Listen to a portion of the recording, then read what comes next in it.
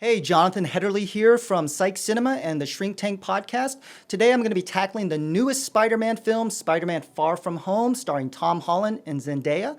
I'm going to explore what I think worked in the film, what didn't work that well, and whether or not you should see it or skip it. So Spider-Man Far From Home takes place immediately following the two Avengers films, Infinity War and Endgame. And it starts off really charming, and it makes light of what they call the blip, what for a lot of us been calling the snap or the snapshot. And it does a really creative way of talking about some of the more awkward implications of that time lapse, especially for teenagers and high schoolers. But then it really moves along, and in this story, the scene takes place primarily in Europe, and it really pits Spider-Man, or Peter Parker, as he wrestles between taking on responsibility as well as wanting to just be a typical teen and have his focus with his friends and his romantic feelings that are growing towards MJ. And that essentially is the story until Nick Fury and a superhero named Mysterio comes into play and really ruins his summer European trip. So now let's talk about what I think works in the film.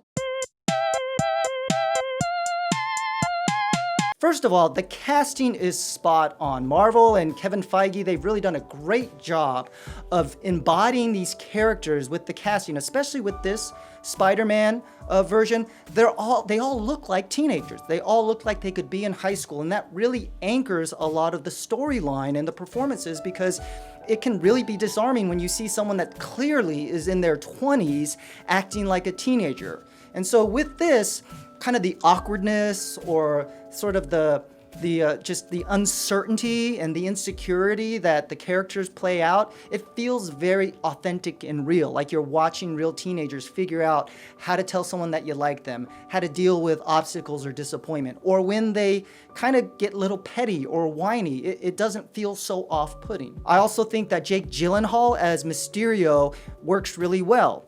I think the Spider-Man films have done a great job of, because Spider-Man is not this supernatural from another planet type of superhero, they've anchored the last two movies with villains, spoiler alert, that are really grounded as well. And I think Jake Gyllenhaal, just like Michael Keaton did in Spider-Man Homecoming, does a great job of giving us a villain that has some real reasons and intentions behind why he's doing what he's doing.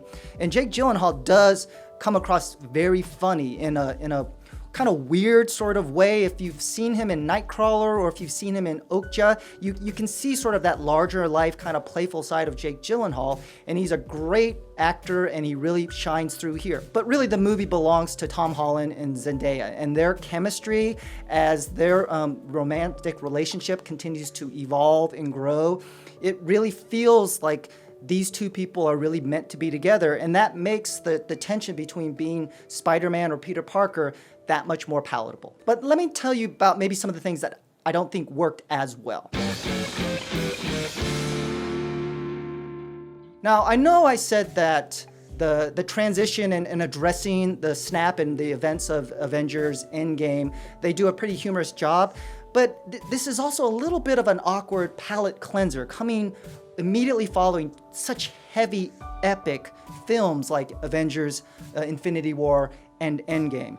And while I found it kind of humorous, and I think rooted in high school and teenage life, the stakes do feel significantly smaller. And this movie, I think more than previous Spider-Man films, there's a lot of heavy CGI because the villains or the obstacles really are computer generated.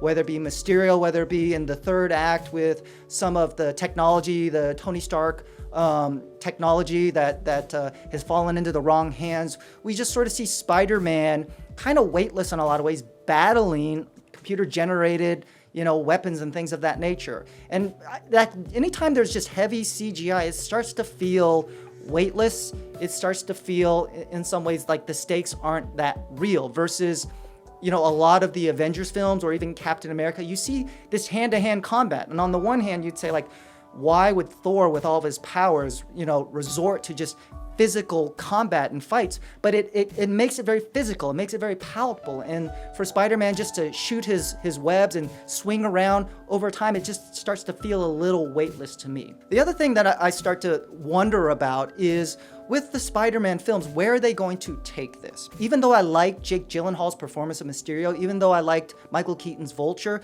these are not really well-known villains. And one of the things that really worked for a lot of the previous MCU films was it was building up this larger-than-life villain and adversary. And if with each one of these Spider-Man movies, if they just introduce a villain and then they deal with them and we move on, it doesn't feel like the stakes are getting any bigger, and I'm worried that the films are going to start to feel repetitive. And believe me, with as many Spider-Man movies that we've already had, the last thing we need is repetitiveness. So, what's my grade? Do I think you should see this or skip it? Overall, if you've loved all of the MCU films, or even liked them, if you've been charmed by Tom Holland's portrayal of Spider-Man, you're not going to be disappointed. Marvel really knows how to make something really charming and fun. It may feel like cotton candy. It really dissolves right after you taste it. So I really haven't done that much thinking about this film since, but I remember liking it. I remember laughing. I think the chemistry between Tom Holland and Zendaya is great. You really feel that. You can understand why they might fall for one another. Just recognize that after the epic scope of the last two Avenger films, this may feel a little bit more lightweight and almost like the second film of a double header at a drive-in theater. You know, it's not going to be the main course. But all in all, if Spider-Man Far From Home is, you know, the worst of the best movies during this summer, it's a pretty good summer. So my rating would be definitely go see it. But I'm interested to hear what you guys thought of Spider-Man Far From Home. Were you as charmed by the film as I was? Or did you find the film, especially after the Avengers movies, a little lightweight, a little bit of a letdown? Be sure to leave a comment below. You can also recommend what film would you like for me to review here on Shrink Tank. Well, that's going to do it for today. I'm Jonathan Hetterly. Until next time, I will see you at the movies.